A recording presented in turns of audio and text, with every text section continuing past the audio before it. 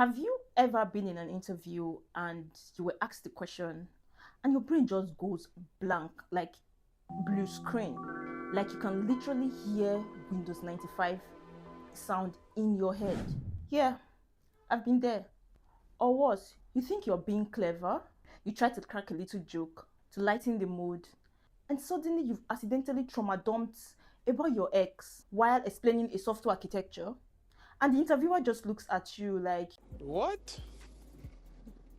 Bro, what are you talking about, man? well, today we're going to relieve my pain. I'm sharing my most awkward, hilarious, slightly traumatizing tech interview stories and the lessons I learned the hard way so you don't have to. Hey, Onyx Tribe, welcome to my channel. I'm Onyx. If you're new here, I make videos about tech, coding, and the real side of being in this industry. I have bombed interviews. I have said dumb things, trust me. I've had moments where I thought, that's it, my tech career is officially over. Maybe I'm just going to open a tailoring shop or something. So today, we're going to laugh at my disasters, but I'll also share real life lessons that you can actually use in your next interview. Because if you've ever bumped one, just know that you're not alone. Trust me, I've done it several times, enough times for all of us. Okay, my first story. So picture this. I'm in this interview and the guy asked me, can you explain closure in JavaScript? Simple, right? Like textbook question. Closures are day one CSS stuff, but my brain, oh, my brain decided to take a vacation. He didn't have a note. He didn't say when it would come back. Just gone.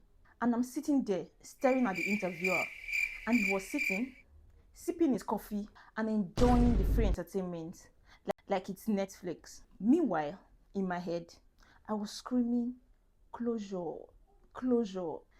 Like, is that when my mom told me to get over my ex? You are technically correct. The best kind of correct. No, wait, that's emotional closure. Oh, my bad.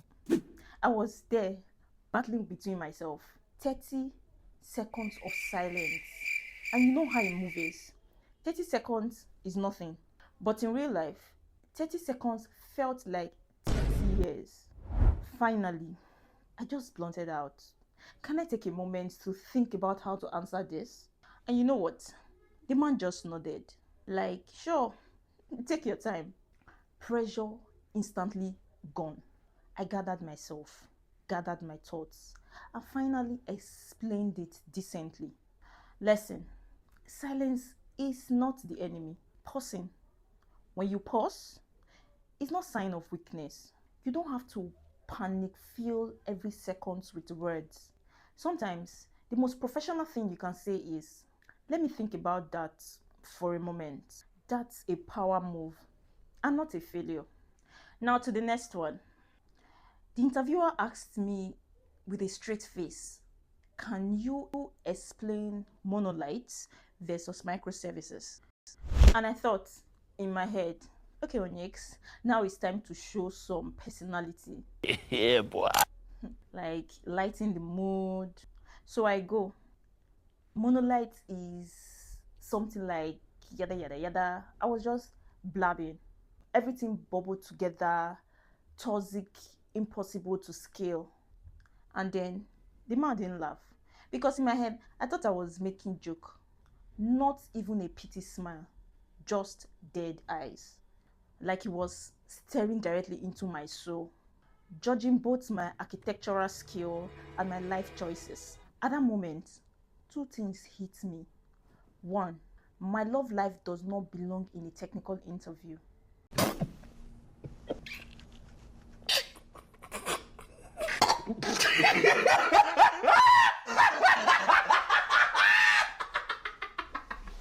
Two, I had just compared a serious software to my baggage. Lesson: humor is amazing, no doubt, but keep it light. You can make fun of tab versus spaces or Safari bugs, not your personal heartbreak. Save the trauma for maybe a group chat. My third was interview, the life coding disaster. So I was given a life code, reverse a string. Easy, right? Literally the kind of thing you learn in week one of a boot camp. Right. And I was like, I got this. Watch me as I flex. I started typing. But Hold up. Wait a minute. Something ain't right. my brain betrays me. I forgot syntax. I forgot loops. I forgot how to even be a functioning human. I was debugging semicolons like my life depended on it. At one point, I literally said, wait, does JavaScript even have a reverse function? Like I hadn't been coding for years. Then the interviewer leaned and said, I will never forget, are you okay? Lesson, even easy problems feel impossible when you're nervous. That is why it's good you practice life coding under pressure. Time yourself, record yourself, pretend as if someone is watching over your shoulder. Because in interviews, it's not just about solving it, it's about staying calm even while your brain is trying to betray you. All right, lastly, the fourth one. This one still hurts deeply. The interviewer looks dead in the eye and goes, if you were to be a framework, which one would you be? And my brain immediately panicked. Where is the question? Where is the multiple choice? This is not in lit code. It's not in HackerRank or even Code Wars. So in my head, I was thinking, what do I say? Then I bluffed.